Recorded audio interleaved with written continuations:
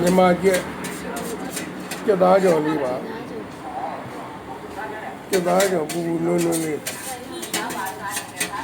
ညနေသမင်းကြော်နဲ့သုံးဆောင်ရန်ကောင်းပါပြီကျက်သားကြော်ရယ်ဆမောင်းကြော်ရယ်ကြံသွားတာဆက်မွားကြော်ပါဒါငပဲစုပ်ချက်ပါငပဲစုပ်ချက်ထားပါတယ်ငပဲစုပ်လေးစီပြန်ပါဒါဝက်ကလေးစားပါဒါဝက်ကလေးစားဒါဝက်ချိုချက်ပါဝက်ချိုချက်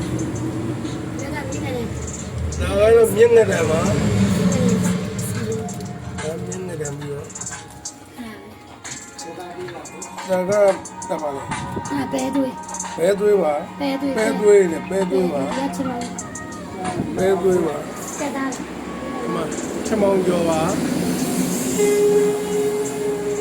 ဒါစိမ့်ကျော်ပါ